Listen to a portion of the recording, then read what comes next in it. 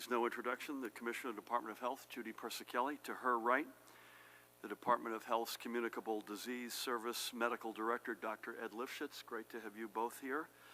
The guy to my left, who needs no introduction, the Superintendent of the State Police, Colonel Pat Callahan. Likewise, Pat. Director of the Office of Homeland Security and Preparedness, Jared Maples, is with us. Chief Counsel Matt Plotkin will be joining us shortly. We're starting a bit later than usual, and again, I appreciate everyone's patience and willingness to bear with us. As you now know, because we had the opportunity and honor to meet with the President and his team at the White House this morning into early afternoon, I was honored to be joined by Judy and our Chief of Staff, George Helmy. There's Judy right in front of us there. We had a productive and broad discussion about our COVID-19 mitigation strategies and our road back to restarting our economy. I thank the President and his team for the partnership that they've shown us throughout this emergency, from providing much-needed personal protective equipment for our frontline workers to equally vital ventilators, to FEMA's partnership in our drive-up testing sites at both Bergen Community College and the PNC Bank Arts Center, to the tremendous work of the U.S. Army Corps of Engineers in helping us build out our hospital capacity. And I also made clear our need for direct financial support for our state. I told them that federal funding for states, not just New Jersey, by the way, but every state ravaged by COVID-19, both red and blue, is vital to ensuring that our recovery, when it begins in earnest, is allowed to continue without interruption. Here in New Jersey, we have made tremendous advances in righting our state's financial house and reversing course after years of budgetary mismanagement, by the way, on both sides of the aisle. We cannot have that progress stopped in its tracks, nor should we be gutting the very programs that our people and our state rely upon to lift ourselves up throughout our recovery. And this money is not a bailout. It is about funding our response and keeping our police, firefighters, EMTs, educators, and other frontline workers on the job. We need the federal government as a partner in our restart and recovery, just as they have been in our mitigation. We have pointed New Jersey in a new, more responsible and sustainable direction, and we need to be able to stay pointed in that direction. At every stage, this has been a team effort, and there's no reason for that to stop now, and especially as we approach the time when we're going to need our partners the most. As I said, it was a very good and productive conversation, and I'm happy to report that it has already produced important results for our state. I'm proud to announce that New Jersey is receiving 550,000 new COVID-19 test kits and 750,000 swabs from the federal government. This is a tremendous boost to our overall testing capacity, and as I have noted many times already, having a robust testing program is not just a key thing in the here and now, but a key principle for our being able to get back on the road to recovery. We've also secured a commitment that 358 nursing homes in New Jersey will be receiving a direct shipment of PPE, or personal protective equipment, from the federal government. And that will include roughly 220,000 masks, 19,000 goggles, 200,000 gowns, and 1 million gloves. For this in particular, I want to thank both the President and Rear Admiral John Polowczyk for their assistance. This proves that it is possible to put people over politics. It's no secret that the President and I disagree on some things, but that's not going to stop me from doing everything I can to make sure that New Jersey has all the resources we need to move forward. My focus is on getting things done in this unprecedented pandemic for all 9 million people who call our state home. Again, I am grateful to President Trump, Vice President Pence, Ambassador Dr. Birx, who is with us today, and so many others on their team, including in the Oval Office, for our discussions. A lot of Jersey folks, in addition to the President, who knows the state very well. I want to thank in particular Jared Kushner, Kellyanne Conway, and Larry Kudlow, each of them a New Jersey product, and the entire team for their willingness to work with us throughout this process. And I look forward to our continued work. Allow me, if I could, to switch gears, and let's go to today's updated numbers and charts, and may this never be about just numbers and charts. Today, we're announcing an additional 2,633 positive test results for a statewide total of 118,652. Looking at the graph, we see the uptick from today's number, but we know we can just as easily push that back down. And if you look at the total number of cases, more people have exited the 2-week incubation window, roughly 69,200 of them, than have received positive test results over the past 2 weeks. And that number, by the way, is 49,400. And across New Jersey, the rate of doubling new cases continues slowing in most counties. And you see that lighter shade. You've got a lot more counties in that over 30 days that it takes to spread this virus, and that's good news. We need that map to continue to get to the lightest shade possible for all of our counties.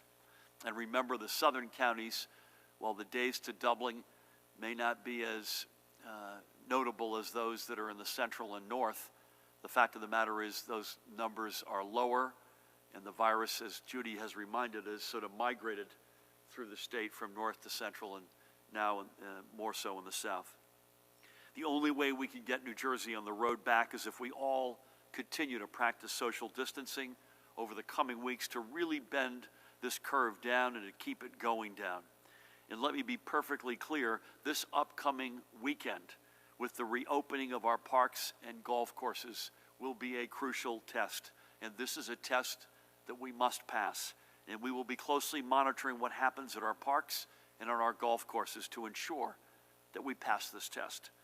As I said yesterday, we are placing tremendous trust in you to keep up with your social distancing. In fact, you have earned that trust.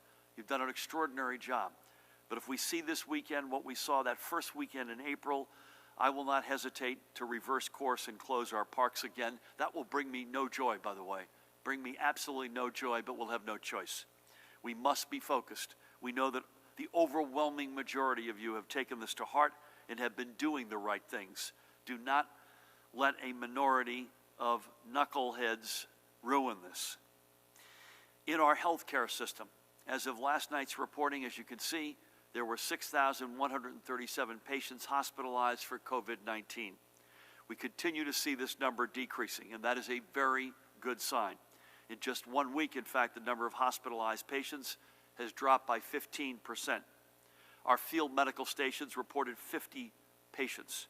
There were 1,765 patients reported in either critical or intensive care, and this continues the overall downward trend across the past week.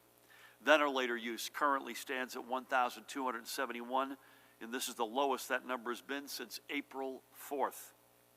There were 502 new hospitalizations yesterday, and on discharges, 514 live patients were released from our hospitals yesterday, which is a slight increase. Again, these are real numbers showing real and so far positive trends. This data is a crucial measure of how we're doing in terms of both public health and healthcare readiness. If we continue to push the lines and those graphs downward, as we have been, and I say that because these lines don't go down on their own. They only go down when we keep doing what we, all 9 million of us, are doing. We keep doing that in our job and doing our part. We get back on the road much more sooner and much more prepared for what's ahead. So again, remember, public health creates economic health. Public health creates economic health. Now today, with the heaviest of hearts, we are reporting 460 additional deaths from COVID-19. Our total so far is a staggering 7,228. Extraordinary. As we do every day, let's remember some of those from our New Jersey family who we've lost. This is Raymond Ray Bullis of Freehold. Ray was a Bayonne native, but settled in Monmouth County after completing his studies in math and computer science at Monmouth College. He got a job in Lakewood as a programmer. And after that, he retired, settled into life in Freehold, which he called home for the past 20 years. He took joy in music and in computers, in practicing karate, first with his children when they were young and then continuing on his own well into his retirement. He's survived by his children, Timothy, Jamie, and Raymond, and his sister, Melanie Brannon, with whom I had the honor of speaking. She actually lives in California. So Ray, God bless you, and God bless your soul and memory. We also remember Edward Ed Konsiak, who called North Arlington home for the past 26 years. He turned 66 just 3 days before his death. Ed was a longtime employee at UMDNJ in his native Newark before getting a new job as an IT manager at Securitas in Parsippany, a post he held for 7 years before retiring only 1 year ago. Sadly, Ed suffered a very bad fall just before Christmas at a pickup basketball game that resulted in a traumatic brain injury. And he was on the road to reclaiming his health from that setback with hopes of being able to return home when COVID-19 took him. Ed leaves his wife of 41 years, Kathy, with whom I had the honor of speaking yesterday. By the way, Kathy was a born Murphy, and Kathy remained by his side throughout not just the good times, but also throughout his recovery over the past 5 or 6 months. He also leaves behind many nieces, nephews, relatives, and friends.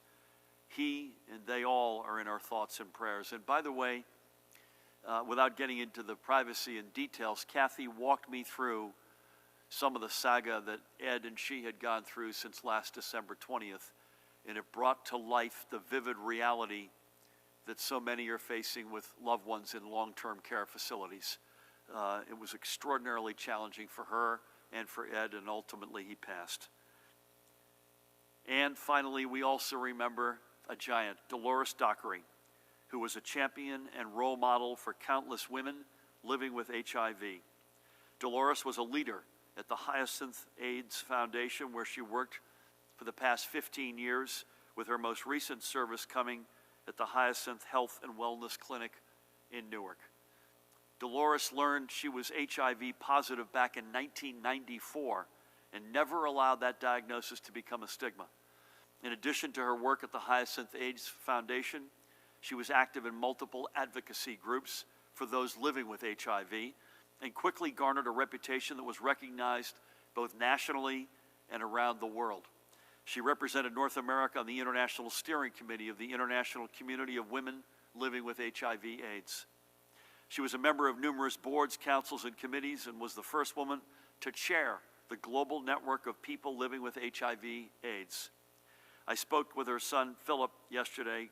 God bless her and God bless him, and extended to him and his family and many, many friends, including her granddaughter, our many thanks to his mother for her years of selfless community service. I told him that she was a hero, including to yours truly, but to so many. And she was only 60 years old. She died at her home in Union. May God bless you, Doris.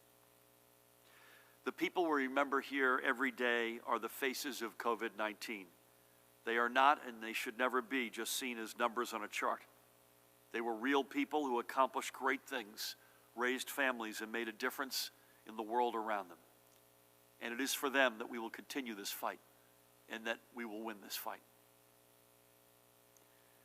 Moving on, a couple of brief announcements, if I may. We are making real progress on meeting the second key principle of our road back. As I detailed on Monday, that principle is expanding our testing capabilities and making testing more accessible. Certainly the big lift from the federal government, the Trump administration today, is a huge step in that direction. But additionally, I'm proud to announce that at the Department of Corrections, universal testing for inmates and staff is expected to start as early as the end of next week. This is a result of a partnership between the department itself and Rutgers University on the development of a comprehensive plan to expand testing for all inmates and staff. And I thank especially Commissioner Marcus Hicks for his commitment, and also to Rutgers, Brian Strom and the whole team for theirs. Through Commissioner Hicks and his team, preparations have been made for the proper response to testing outcomes, and the overriding principle remains to protect people's health and allow for the necessary medical separation of those who do test positive while ensuring the safe operation, obviously, of our facilities. In addition to this expansion in testing, I'm pleased to also announce that the department will soon begin providing non-congregate shelter for its staff who have been exposed to COVID-19. And this is a necessary step as we continue our overall fight. Additionally, on testing, all NJ Transit employees will soon have access to COVID-19 testing at the American Dream site in East Rutherford, which has been serving our first responders and frontline healthcare workers. Make no mistake, the men and women of NJ Transit have been an essential part of our COVID-19 response. They're the way many of our other frontline responders and essential workers, in fact, get to their jobs. Ensuring the health and safety of the men and women on NJ Transit also means enhancing public confidence in our mass transit system. And we know that our overall restart and recovery lies on ensuring that residents have greater confidence in their ability to get to work or the store as our economy begins to reopen in the weeks ahead. And NJ Transit is working to expand access to similar testing sites in Central Jersey and in South Jersey, so stay tuned for more on this. I want to express especially my appreciation to Smart TD Local 60 President and friend Jerome Johnson, and New Jersey State Council President of the ATU, Orlando Riley, for their partnership and hard work. Across the state, there are 104 locations where residents can be tested for COVID-19. A listing and a map of the 31 publicly run and community-based testing sites can be found on our information hub at covid19.nj.gov/testing. In addition, there are 73 other privately operated sites across the state to which your primary care practitioner can direct you. As I noted, an expanded and accessible testing program is the second of the 6 key principles we put forward on Monday. Having this in place is essential for us to stay on the road back. And these announcements today, including the receiving the 500,000 kits from the federal government, means we are on our way. Now, before I hand things over to Judy, I want to continue our practice of giving some well-deserved shout-outs to those in our communities who are going above and beyond to help us through this emergency. First up are the members of the West Hampton Police Department in Burlington County. The police in West Hampton wanted to thank the many residents who have been adhering to social distancing and staying at home. So using donated funds over the weekend, they brought 275 pizzas and delivered them to houses across the township where families were doing the right thing to help stop the spread of COVID-19. And to supply the pizza, they relied on local pizzerias supporting the small businesses right in their own backyard. So, to Chief Stephen Ent and the entire West Hampton force, thank you for showing residents that staying home is its own reward. And New Jersey thanks you for your service. And I know that's a force that Pat knows well, and they deserve that shout out. And here's a story from Cresskill in Bergen County. EMT Sean Pandolfi and paramedic Joanne Piccanini recognized the challenges that many frontline healthcare workers faced in shopping for items for their own homes after their workday ended. So they formed Help Frontline Heroes, which is doing the shopping for them and delivering care packages with items like soap, hand sanitizer, and laundry detergent, along with some non-perishable foods to healthcare workers at their homes. So for remembering that our healthcare heroes need a lift once they leave the hospital each day, to you, Sean and Joanne, New Jersey thanks you. And a reminder to each of you, please send us the stories in your community using the social media hashtag #NJThanksYou. We love to see how community spirit is getting us all through this. And again, before I turn things over to Judy, a reminder that we'll be closely monitoring the situations at our parks and golf courses this weekend. We know that the overwhelming majority of you will be doing the right thing and following the need to keep a social distance from others. Personal request, please put a mask or face covering on in addition to keeping social distancing. Do the right things. Don't let a few knuckleheads ruin it for the rest of us. And with that, please help me welcome the woman who needs no introduction, the Commissioner of the Department of Health. She joined me this morning in the Oval Office, Judy Persicelli. Thank you, Governor, and good afternoon. Well, I am as pleased as the Governor is to report that our hospitals saw 6,317 hospitalizations of COVID-19. In fact, this is the lowest of the hospitalizations since April 2nd. We experienced the peak on about April 13th and 14th. At that time, our hospitals were treating 8,200 COVID-19 individuals. We have seen a flattening since then and a decline this week. There's 1,765 individuals in critical care, and 72% of them are on ventilators. This is basically flat. So our hospitalizations appear to be going down, but our individuals, our patients that need critical care is basically staying the same. Today we're reporting 2,633 new cases for a total of 118,652 cases in the state and 460 additional deaths. As the department reviews the death records and matches them to existing cases, we find deaths that have occurred in the past, and we are adding them to the total death count. So as of today, there's a total of 7,228 fatalities in our state.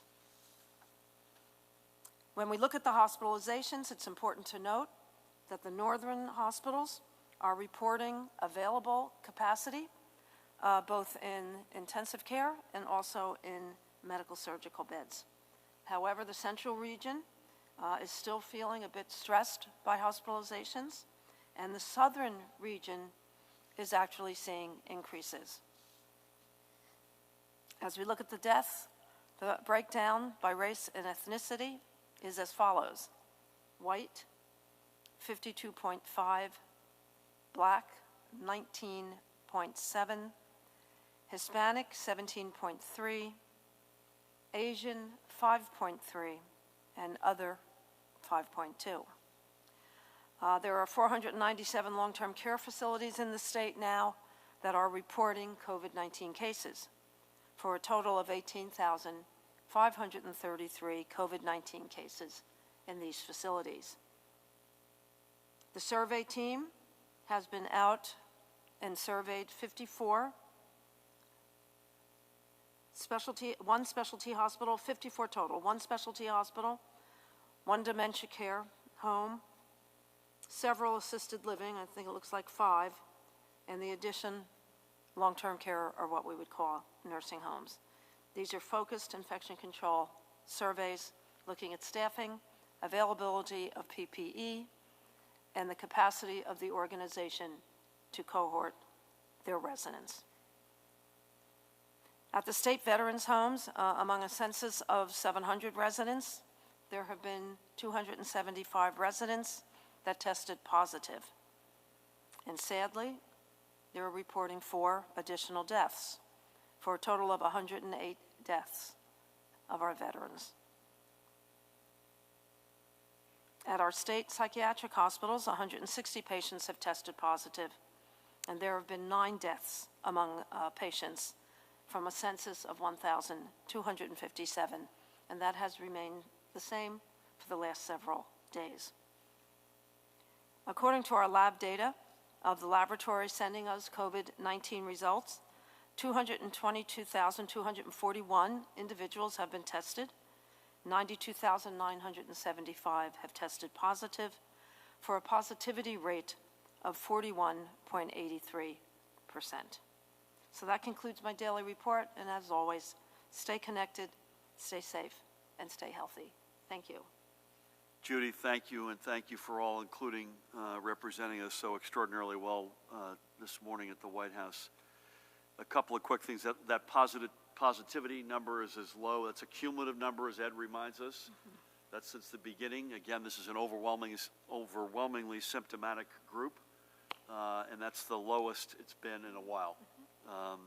So that is an important number, I know, for Ed and the epidemiologists. Secondly, counties cumulative cases positive. Again, it's the same 6 with the most: Bergen, followed by Hudson, Essex, Union, Passaic, and Middlesex.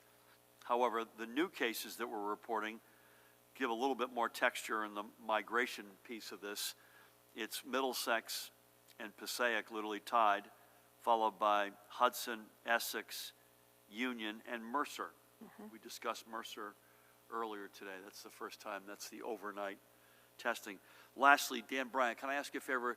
We are occasionally doing the regional charts, hospitalization charts. Can we try to work one of those in tomorrow? The north, central, south. And again, the point that I think you made today that we made yesterday with the chart is the curve is up. It's flat to down north central. It's up in the south, which is what we expected, number one. But number two, the numbers of cases are a lot lower. Thank God. Let's hope it stays that way. And I incorporate by reference comments that we've made, I think, now for every day for 3 or 4 weeks on the representation of the African-American community among fatalities versus the overall society in New Jersey. And that's something that we're very focused on and very concerned about.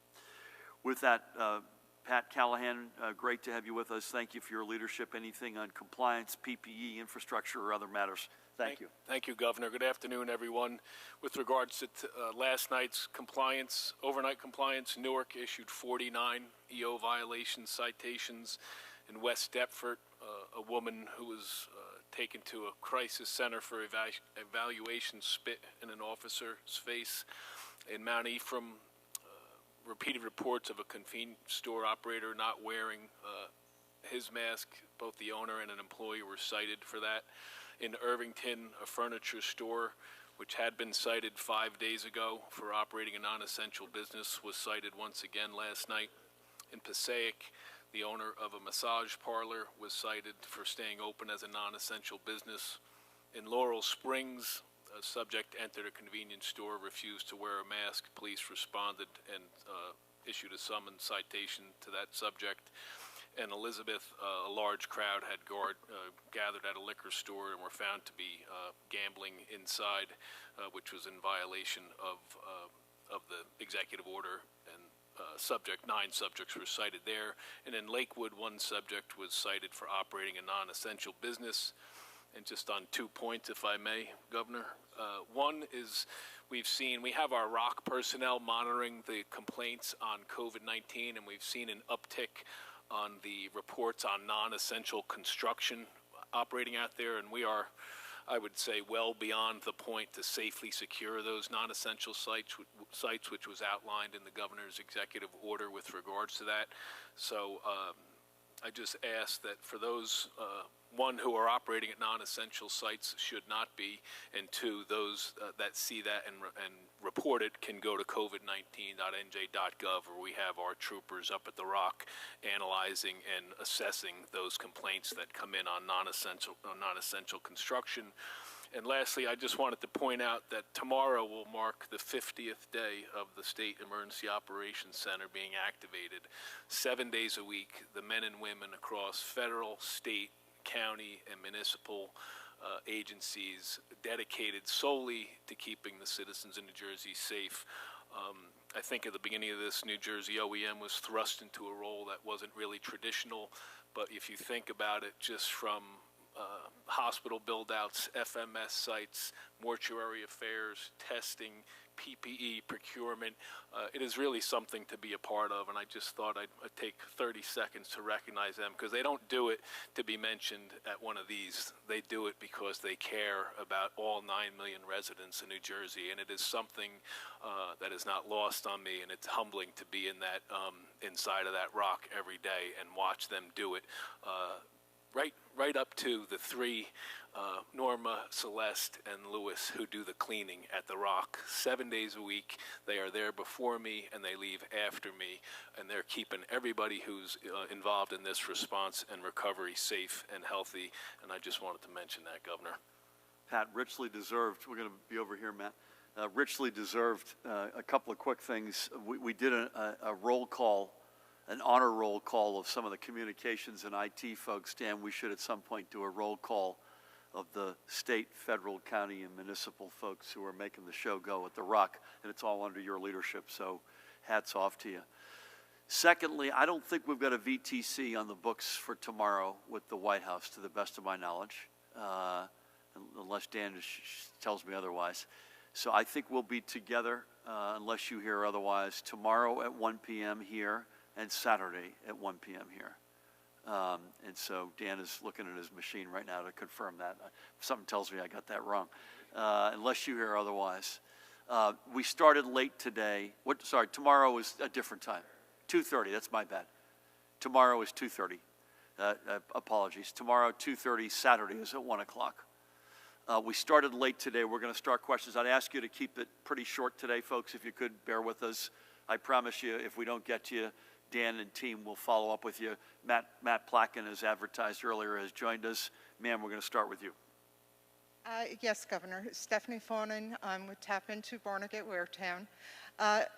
Two things on the education end. I understand you got a letter from the superintendents asking you if you could make a decision about closing the schools sooner than later.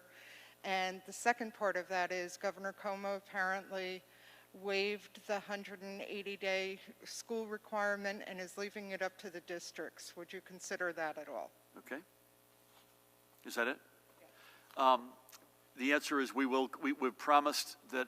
So what we've said is that we would have remote learning until at least May 15, and that we would let folks know at latest on May 15 about the balance of the school year. May 15 is 2 weeks from tomorrow. I've not seen the letter from the superintendents, but I look forward to reading it. But as I said, I think yesterday, we would hope that we can beat May 15th in terms of an indication of where we're headed meaningfully. So I don't want to put too much pressure on Dr. Repollet and Judy. Obviously, there's a big health component here, but that's something that don't expect that we're going to wait till May 15th to make that call. I can't tell you exactly when. Matt, where are we on waiving the 180-day requirement? I thought we had already crossed that bridge, but.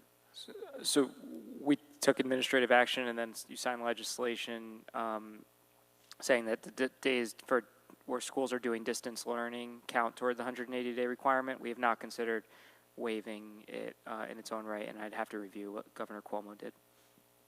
Yeah, I should say something that I'll get out over my skis here.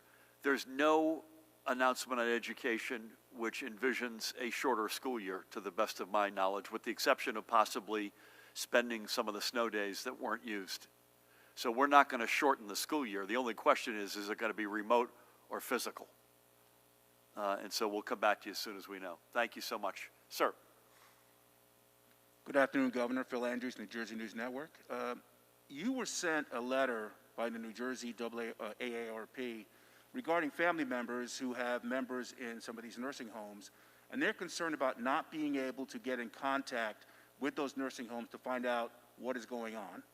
And the other question is about the Governor Cuomo today saying that he's going to go ahead and disinfect mass transit by shutting it down every day, every 24 hours, and they're going to close MTA from 1 to 5, shutting it down completely, and then letting anybody who's a frontline worker use free Uber. How does that compare to what you're doing here? Sorry, letting any frontline worker? So frontline workers, doctors, anybody that has to use the transit system to get to work. Right. It'll be shut down from 1 a.m. to 5 a.m. every day to be cleansed.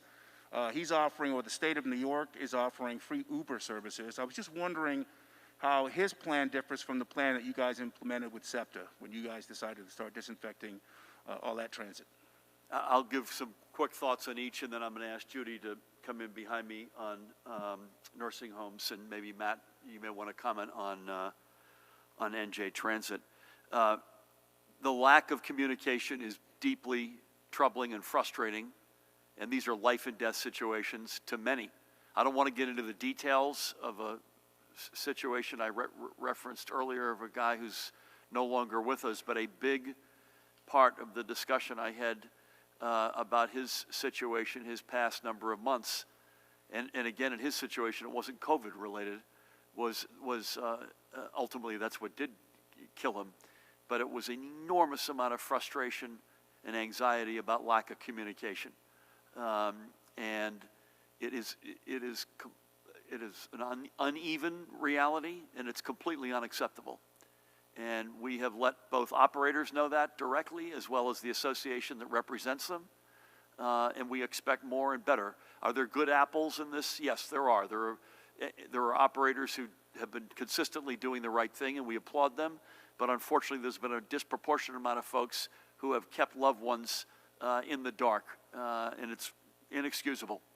Did not see Governor Cuomo's comments on the MTA, so if you can bear with me and come back to you. Any mass transit system, particularly in the densest part of the country that's been dealing with what we've been dealing with in New Jersey or New York, is undergoing a transformational period right now. Both everything from hygiene to frequency of service to staffing, and we're no different from that. I sense the MTA has got a similar set of issues. I think they may have even more acute issues than we have, and that's saying something when we've got service, which is ridership is down 90-odd%. I could say this: we have got to be there for our first line workers, our frontline workers. We have no choice. Whether or not there's a better way to do that, that is outside of a rail car or a bus, I'm open-minded. I'm hoping, based on these curves, that we're getting slowly but surely to a better place so that the clock is ticking in a good sense. But I would also say this: that commission that we put together, on the list of where we're going to need some advice, is how to deal with mass transit as a general matter going forward. And how do you reintroduce that? On what basis? What capacities? What standards, et cetera? So forgive me for not having seen Governor Cuomo. I may want to come back to you. Dan will keep me honest. Any other comment on the nursing home front, Judy? Yeah, I just want to remind everyone that we have a complaint hotline at the Department of Health that is manned 24/7. So please use the hotline. You can go on our website, and the number is posted. And before I leave here today, if I can, I'll give it to you. I'm waiting up. It's 1-800-792-9770. So I encourage you, if you have a complaint, it is manned 24/7, 1-800-792-9770. And we will follow up. Amen. And by the way, there's a page on covid19.nj.gov as well. Thank you, sir. Please. Governor, NJTV did a piece a month ago about people who were waiting to receive their unemployment benefits. These people tell us they're still waiting and don't see any relief in sight. What is being done to remedy this situation, and do you have anything to say to the people who need this money and aren't getting it? And I guess this is more for the Colonel. Is there any way to track any overlap of those with executive order violations in Newark and elsewhere in the state against the IDs of those who are being tested positive for COVID-19? And what's the condition of the state stockpile, ventilators, PPE, et cetera? Okay. I think we've addressed the unemployment question. I'll ask Matt if he wants to come in. We have chopped through an enormous amount of the backlog. The big nut that we had yet been able to crack sufficiently were independent contractors, and we've gone to a better place within the past day or two. I would say to folks, continue, please. We know this is trying your patience, but please try to remain patient. And to repeat, you will not lose one penny of what's coming to you, including from the federal plus up of $600 a week. Again, deeply appreciate the frustration. I think we've made an enormous amount of progress. I don't have a number in terms of a backlog for you. Dan, we could get that, and Matt's going to weigh in. But also the fact that the independent contractor in particular was a group of folks that was, for particular reasons, a big challenge, and I think we've gotten to a better place. Matt, do you want to add anything to that? I just got the updated numbers from labor. As of April 25th, roughly 930,000 workers had filed for unemployment in New Jersey since the middle of March. This was many times exceeding the number of claims seen during Superstorm Sandy or the last recession. 622,000 are actively collecting unemployment. These claimants are receiving both the state unemployment benefits as well as the supplemental $600 weekly unemployment benefits through the CARES Act. Of the claims that are not yet processed, which we're just asked about, there's roughly 200,000. The majority are from the self-employed, gig workers, and others who are not eligible for regular unemployment, and the Labor Department is processing payments for the first groups of these workers on Friday. Just one other point, Gov. The department has already distributed $1.4 billion in unemployment benefits since the pandemic began. Thank you for that. Before Pat jumps in on both your overlap of executive orders and persons with positive tests, I would imagine that's going to be hard to square. But on the stockpile, this is something, either Pat's got it or we'll get it to you. But no, this is a movie, not a snapshot. So just what it looks like today is not going to have any semblance to what it may look like a week from now. I was just on a chain with a number of colleagues, for instance, trying to get 50 ventilators for ourselves for our stockpile from Germany literally an hour ago. So this is a moving target, just to say that up front. Please. Thank you, Governor. And I would agree. It is a daily algorithm that we run. We have a meeting every morning at 10 o'clock where we go through everything from the ventilators to the gowns to gloves to the masks. The gowns are giving us, I think I mentioned it last week, and we're still struggling to get gowns. We have an order in but hasn't been received yet. But it is a dynamic that changes. The 358 long-term care facilities that were supported by the Fed's shipment was huge. We also have to think about not only the now, but even into the fall if this comes back. So we're thinking strategically from a mitigation standpoint. How do we make sure that we have all that we need in our stockpile? So I'd say we were better off than we were a month ago, but it is a moving target, as the governor said. And with regards to the EO violations, overlaying that with positive tests, I think it's going to be a question that the Attorney General's office would have to weigh in on. I do know that we were able to get the information with regard to positive patients into our computer-aided dispatch systems. So if a firehouse or if a law enforcement was being sent to a house, it was at least flagged for the public safety telecommunicator to say, hey, trooper, just so you know, that residence is shown in the system to have a positive patient. Certainly taking under consideration privacy and HIPAA is, again, it's that balance of public safety and public health. But I think with technology we could do it. Violations with that, I think it becomes more of a legal question, and I don't know if Matt's went to law school and I didn't. Pat and I stayed at a Holiday Inn Express last night, so we're confident in our legal assessments. I think the lights got changed today. Maybe it's me, but something's going on with the light stand. I'm not sure what's.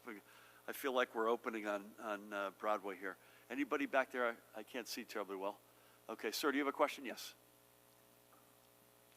Governor, when you met with the president, you said the hit to New Jersey from COVID-19 may be $20 to $30 billion. How did your administration arrive at this number, and how much of the number is lost revenue, and how much is the cost of fighting the pandemic? Yeah, how we arrived at is in consultation, obviously, with our team, both in Treasury, clearly, as well as the squad where Treasury is represented at the Rock. It's a combination of expenses as well as major revenue hits. And by the way, because I have to certify revenues and certify a budget, revenues are indirectly expenditures, right? So I've got to be able to balance. I have a constitutional requirement, so it's even a false choice to think about expenses versus revenues. The fact of the matter is they're tied at the hip together. And it's an estimate. And this is between, by the way, I should say, between now and June 30th, 2021. So it's what is now a 14-month window. And it's a huge number, right? So the fact of the matter is, though, it's the police, the fire, healthcare, educators, EMS, everybody who's at the front lines. We have got to back and fill. We've got to keep them employed. And the alternative is unthinkable, particularly in what is the largest and most profound healthcare crisis in our country's history, in addition to our states. So we'll keep you, as we can fine-tune that, we will. We give a range because we would be irresponsible otherwise to give a point estimate because it's just impossible to know. Matt, anything you want to add to that? Are you good? Okay, he's good. Thank you, sir. Elise, please. Good afternoon. Good afternoon. What's behind this abrupt jump in deaths? How many of the deaths reported today were the result of a reconciliation on the part of an extended care facility? Also, when do you expect the swabs and test kits to arrive? I'm assuming that the test kits are complete, but what about the swabs? Are the reagents on hand to use them? The arrival of the test kits and the swabs are imminent, or is imminent. So that's happening as we speak in terms of getting to where they need to get to. I believe this is a full package, right? So I think the answer is yes, it includes everything, but if I'm mistaken on that, allow me to come back to you.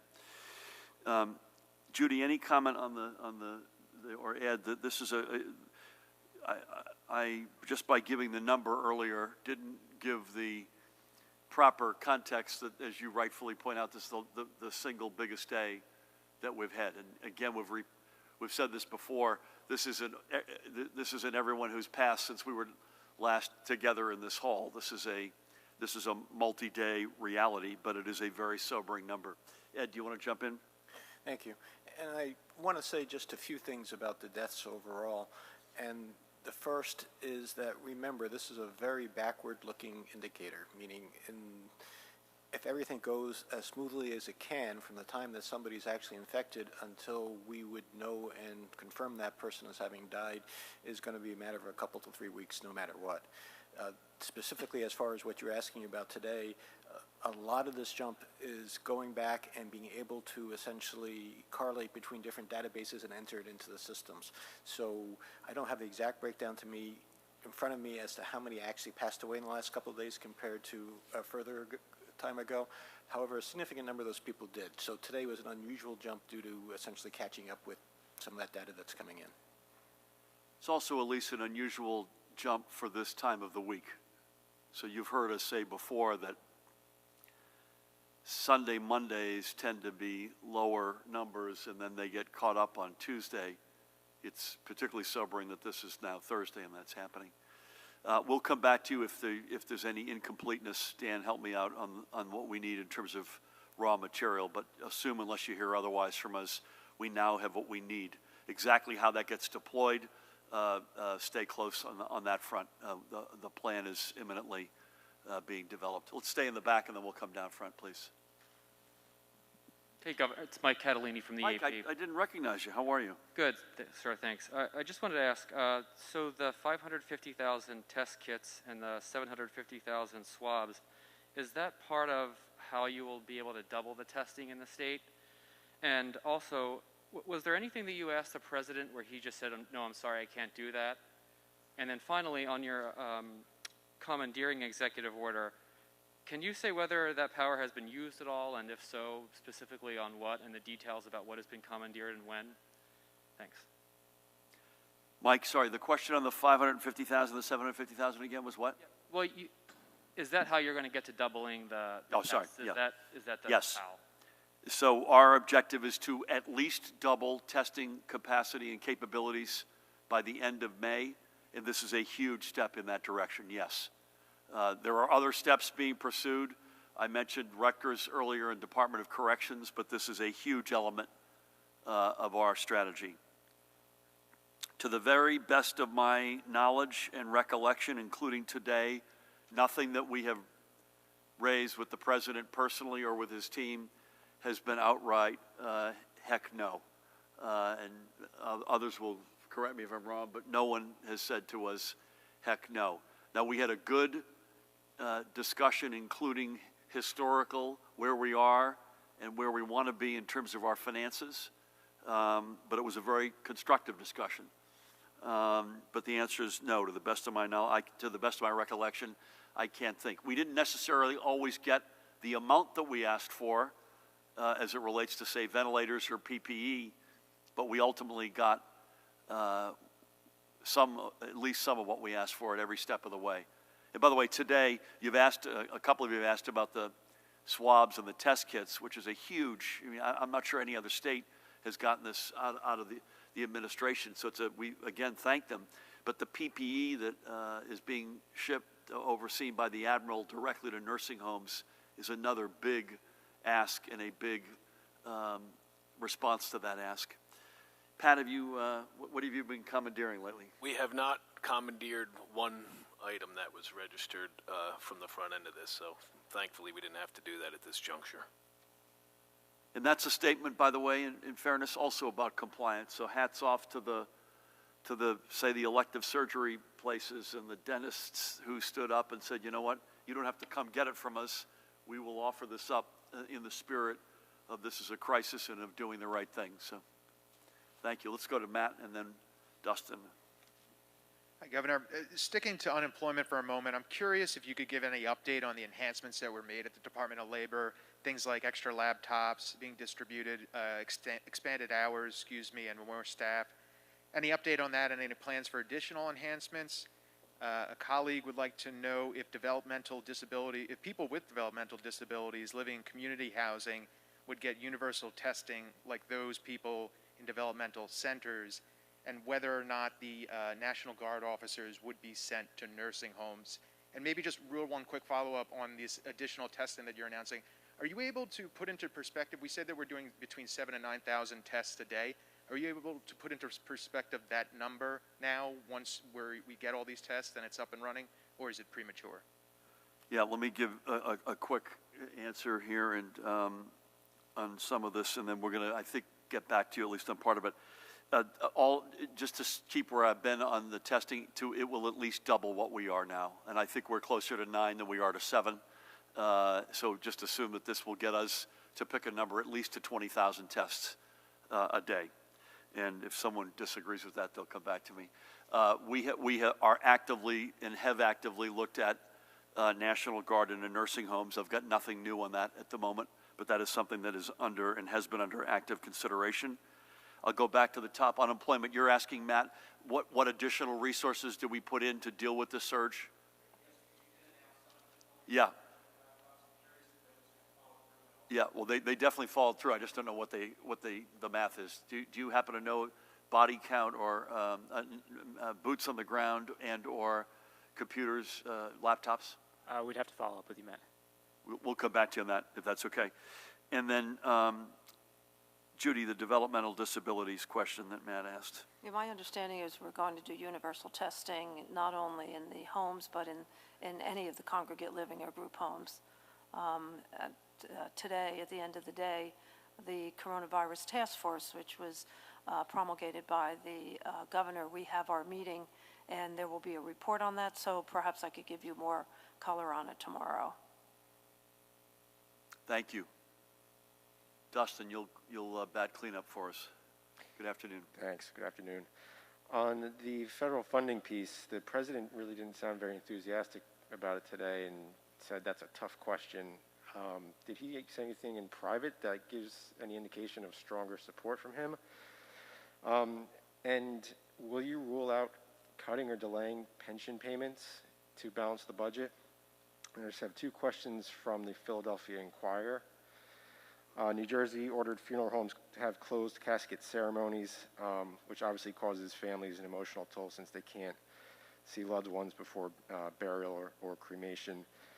Will the health department revise this directive? And South Jersey funeral homes are alleviating pressure from North Jersey facilities and helping to cremate and bury the state's dead. As the virus picks up in the South, is the department prepared to see South Jersey funeral homes become similarly stressed in the coming weeks? Is that it? I don't want to put words in the president's mouth, so I can't say that I said, "Can you give us X?" and he said, "You're done." But it was a constructive conversation, and I don't say that just to be diplomatic. It was. I walked him through what we had accomplished in the first 2 years, what we inherited, some of the history of that going way back, in some cases 30 plus years on both sides of the aisle, that the progress we had made, and that this was about, most importantly, about firefighters, police, educators, EMS, frontline workers. So it was a good discussion. I don't want to, again, put words in his mouth, and it was far from a heck no. It was, let me learn more about what's going on there. I got no comment on pensions other than we will do everything we can to meet our obligations. This is a huge deal for everybody associated with this, from the individual person who needs the money all the way to the rating agencies and everybody in between. So we view this, and unless you hear otherwise, we view it as an obligation. Judy can, and or Pat, because I know Pat ended his birthday the other night on the phone with the Funeral Directors Association, so he's probably more qualified than I to answer this. But will we, I can say this definitively, will we ultimately change access to someone who is in last stages in life and or to services for the person? The answer is definitively yes. What I can't tell you is when. And I assume the answer on South Jersey funeral homes taking some steam off the north, will the north and central funeral homes be there to help unburden them? The answer, I think, is again got to be yes. I can't tell you exactly what that looks like, but would either one of you want to add to that? Just with regard to start with the open versus closed casket, we are, I think, close to having a revision, an amendment out with regard to that directive. I was on, and the governor's not kidding, I've been on the phone with the Funeral Directors Association and/or funeral directors every day this week and certainly before. It is beyond, I'll give you an example. I talked to a family member today who was told whose loved one was taken to our Newark temporary morgue site today, but was told by the cemetery the burial will not be till June 1st. And then you say, why? The one thing we're also struggling with is the concrete vaults that are used for the caskets when you bury are in short order too. So add it to the list of things that are in short demand. So we're actively researching how to alleviate that too. So I believe the directive is going to be amended, and again, the funeral directors, I do anticipate as this kind of cascades south that you will see a greater stress in South Jersey funeral homes. Pat, thank you for that. I'm going to mask up here as we get ready to go. Again, tomorrow at 2:30, that was my mistake earlier, at 2:30 here. Again, I want to thank Judy and Ed and your colleagues. As always, Pat, to you and your team, Jared, Matt, the rest of the squad. We got some choppy weather here, so everyone should be careful about that. We don't talk about weather as much as we used to, but that is a fact. I just want to repeat something in the vein of thanks on a day that's pretty sobering when you look at the amount of fatalities that we've announced. The compliance continues to be overwhelmingly, folks are doing what they know is right and what we've asked folks to do, which is to stay in, stay home, stay away from others. And we have enormous gratitude for that, and there's no question that correlates directly to our healthcare system being able to sustain itself in this crisis. This is a big weekend in terms of our behavior, all of us. We're trying to let some steam off here. We're very sympathetic to the fact that folks have been cooped up for weeks on end, that there's a real mental health rationale to allow folks to be able to get out there and enjoy our parks or to golf with the right protocols. We want that to happen, but we just ask you, please do it responsibly. Don't congregate, keep social distancing, follow the rules, wear something over your face if at all possible. And the reason I say that isn't just for the sake of state and county parks or playing golf, which it is, but this is we're in a little bit of an experimental mode here. If we can collectively do the right thing as we relieve a little bit of that pressure, it allows us a lot more degrees of freedom and latitude to begin thinking sooner rather than later about wargaming other steps that we can take. That in combination with a huge step up in testing resources that we got today from the federal government, plus all that's going on already in the state with Rutgers and others on testing, you can start to begin to see what a potential new normal might look like. And no one would rather bring that to you sooner than yours truly and the team here. So again, this is a big weekend. We'll be back with you tomorrow before the weekend to remind you one more time. And again, I say that mostly out of thanks and respect. New Jersey's complied unlike any other state in America, literally.